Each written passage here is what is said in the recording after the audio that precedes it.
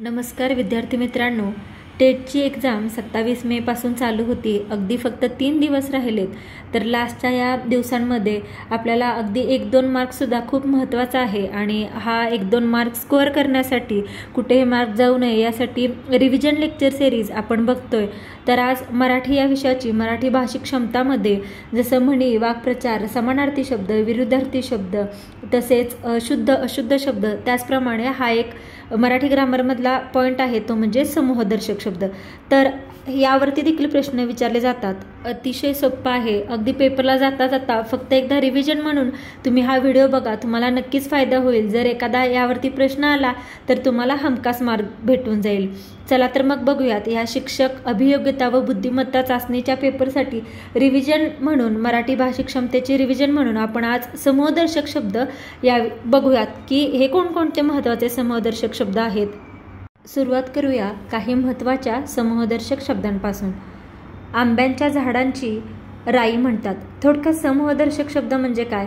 एखाद्या गोष्टीचा समूह किंवा संघ, एकापेक्षा अधिक वस्तू जर त्या सोबत असतील तर त्या समूह दाखवण्यासाठी, समूह दर्शवण्यासाठी त्याला कोणता शब्द वापरतात? जसं की पहिला आहे आंब्याच्या झाडांची. एक आंब्याचं झाड असेल तर नॉर्मली आपण त्याला म्हणतो आंब्याचं झाड आहे.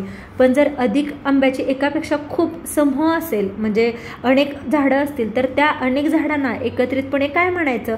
तर समूहदर्शक शब्द. जसं आंब्याच्या झाडांची त्याला म्हणतात राई. प्रश्नपत्रिकांचा संच असतो. उंटांचा तांडा. पालेभाजीची गड्डी किंवा जुडी असं या समूहाला म्हणतात.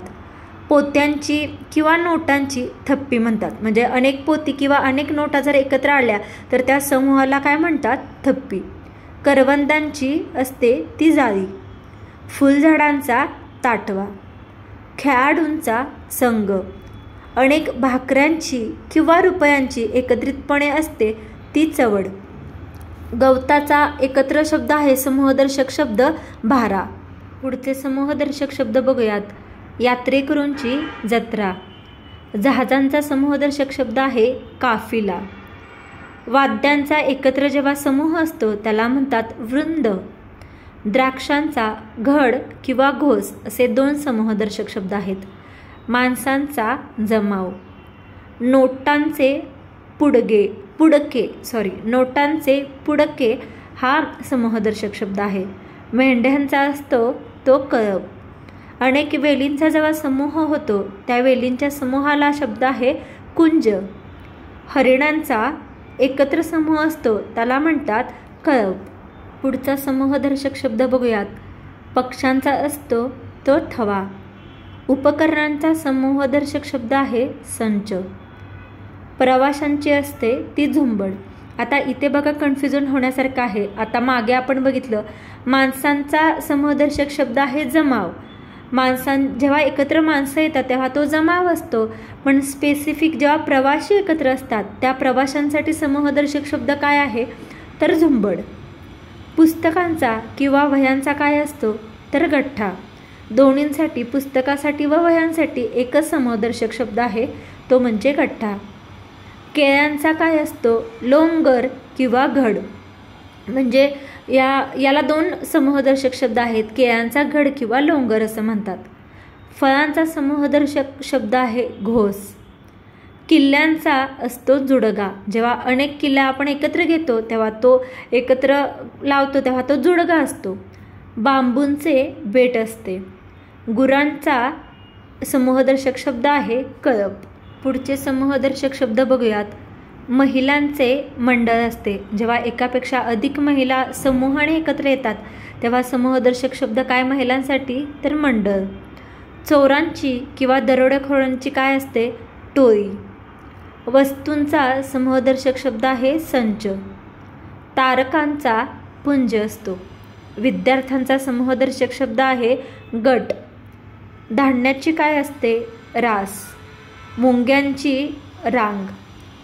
नारळांचा समूहदर्शक शब्द आहे ढीक. जेव्हा सर्व नारळ एकत्र येतात समूह आणि खूप नारळ असतात तेव्हा त्याला काय म्हणतात? नारळांचा काय आहे? तर ढीक.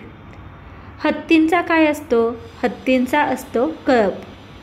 सैनिकांची काय असते? आता सैनिकला समूहदर्शक शब्द 3 आहेत. एक आहे पथक, सैन्यांचे पथक असते, सैन्यांची तुकडी असते किंवा सैन्यांचीच फलटण असते.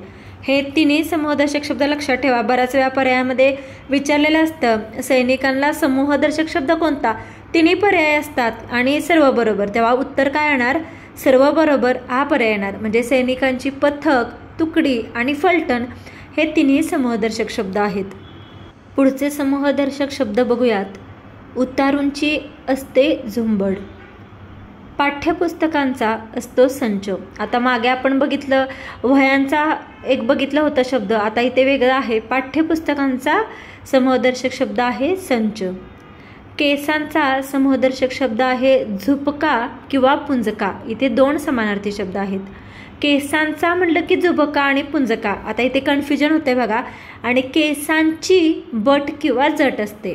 एकवचनी शब्दाचा समूहदर्शक शब्द वेगळा आहे आणि अनेकवचनी शब्दांचा समूहदर्शक शब्द वेगळा आहे. केसांचा झुपका किंवा पुंजका आणि केसांची असते ती बट किंवा जट. पिकत घातलेल्या आंब्यांसाठी समूहदर्शक शब्द काय आहे तर अढी. आंब्यांची असते अढी. काजूंची किंवा माशांची या दोघांसाठी समूहदर्शक शब्द एकच आहे, त्याला काय म्हणतात तर गाथण. काजूंसाठी पण समूहदर्शक शब्द आहे गाथण आणि माशांची पण समूहदर्शक शब्द आहे गाथण. फुलांसाठी समूहदर्शक शब्द आहे फुलांचा असतो गुच्छ. गाई गुरांच्यासाठी समूहदर्शक शब्द आहे खिल्लार. आता हा नवीन शब्द आहे बघा, गाई गुरांचे खिल्लार. मडक्यांसाठी समूहदर्शक शब्द आहे उतरंड. जेव्हा एकत्र मडके असतात ते समूह असतो तेव्हा त्यांना काय म्हणतात तर मडक्यांची उतरंड असं म्हणतात. पुढचे समूहदर्शक शब्द बघूयात. गवतांची काय असते गंजी किंवा पेंडी. इथे गवतासाठी दोन समूहदर्शक शब्द आहेत. गवतांची गंजी किंवा पेंडी असं म्हणतात. आता लाकडासाठी आणि उसासाठी दोन्हींसाठी एकच समूहदर्शक शब्द आहे. लाकडांचीही असते मोरी आणि उसांचीही असते, त्याला काय म्हणतात मोरी. ताऱ्यांचा पुंजका. विटांचा व कलिंगडांचा या दोघांसाठीही समूहदर्शक शब्द एकच आहे. विटांचा असतो ढीग आणि कलिंगडांचाही समूहदर्शक शब्द आहे ढीग. दोन्हींसाठी सेम शब्द आहे. दुर्वांची जुडी. मुलांचा असतो तो घोळका. नाण्यांची असते चळत. विमानांचा समूहदर्शक शब्द आहे ताफा. विमानं जेव्हा खूप एकत्र येतात त्या विमानांच्या समूहाला काय शब्द आहे तर ताफा. पुढचा शब्द आहे साधू. साधूंचा असतो तो जथा. एकत्र जेव्हा साधू येतात तेव्हा त्याला समूहदर्शक शब्द काय आहे तर जथा. अशा प्रकारे काही महत्त्वाचे समूहदर्शक शब्द आपण पाहिले आहेत.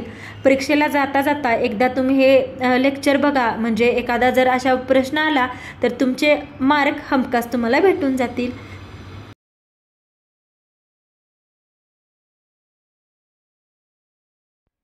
Thank you for watching. प्लीज व्हिडिओला लाईक करा, शेअर करा, कमेंट करा आणि चॅनलला सबस्क्राईब करायला विसरू नका. आणि अशा प्रकारचे कोणत्या टॉपिकवरचे व्हिडिओ तुम्हाला पाहायला आवडतील ते कमेंट करून नक्की सांगा.